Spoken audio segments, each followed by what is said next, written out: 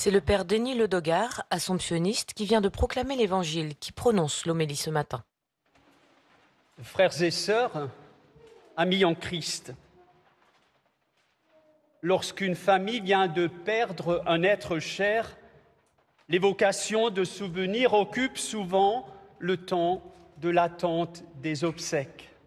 Et il faut dire que chacun y va de son petit refrain pour réveiller le passé aux mille teintes, les complicités partagées, l'amour reçu en héritage. Et il faut le reconnaître, un brin de nostalgie qui attriste le cœur s'y mêle quelquefois. En effet, la mort ayant condamné tout chemin d'avenir, c'est le retour en arrière qui entretient l'illusion de la présence. Cette même ambiance a envahi l'esprit des apôtres après la mort de Jésus. Aussi a-t-on quelquefois appelé la solennité de l'Ascension la fête des séparations. Sans doute qu'il y a quelque chose de vrai dans cette formule. Il est donc légitime que l'Ascension tourne nos regards vers le ciel, dans le sens où le ciel est pour nous la maison du Père. Nous avons tous vécu la perte d'un être cher, qui un parent, qui un enfant, qui un ami.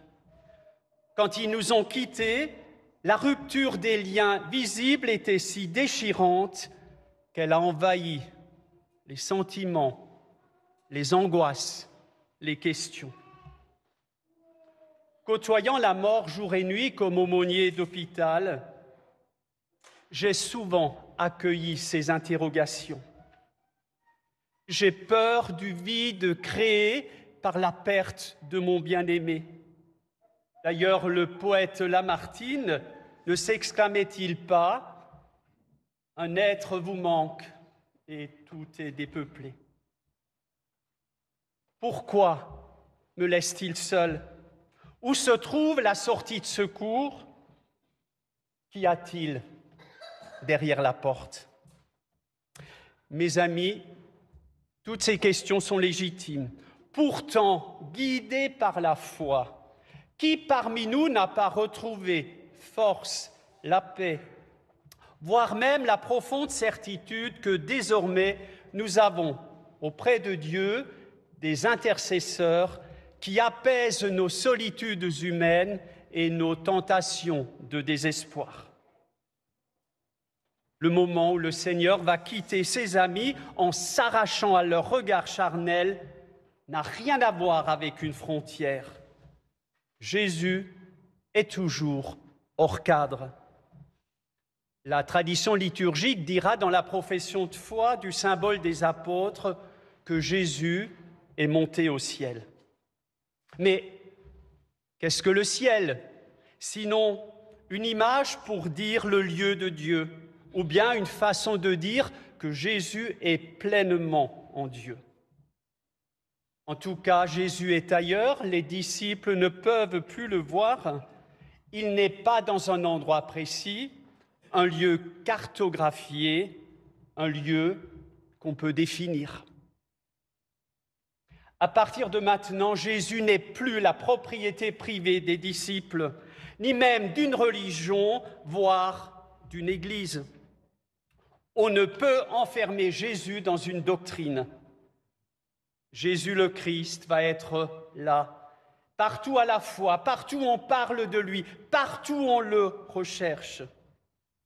De génération en génération, il sera partout où il est prié, chanté, célébré.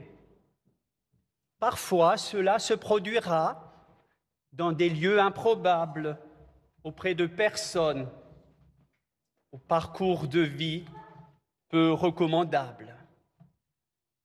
Oui, avec un magnifique optimisme, Jésus a ouvert l'avenir de ses disciples à l'inattendu de Dieu.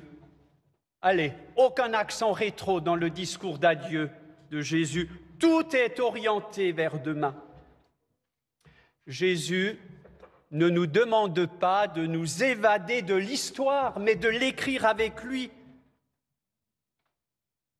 sur tous les chantiers de la douleur humaine.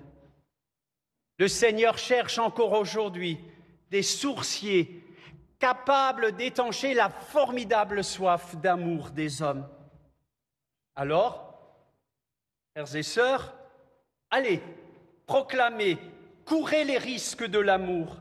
Jésus nous a promis de travailler à nos côtés, pourvu que nous entrions pleinement dans le dynamisme de l'Esprit Saint, qu'il nous enverra dans 10 jours. Je vous l'assure, l'horizon est immense, l'œuvre est passionnante. Ne vivre que d'amour, aimer, aimer encore, aimer toujours, même si nous aimons quelquefois maladroitement, mais ne nous lassons jamais d'aimer. Alors, amis, cette fête de l'Ascension fait résonner en moi les premières paroles du pape Léon, nous conviant à construire des ponts entre le passé et l'avenir. Mais elle me fait aussi penser au titre d'un film culte de l'année 1985 que tu as certainement vu. Il invitait ce film à apprendre du passé, agir dans le présent et façonner l'avenir. Alors, as-tu deviné ce beau titre? Retour vers le futur. Amen.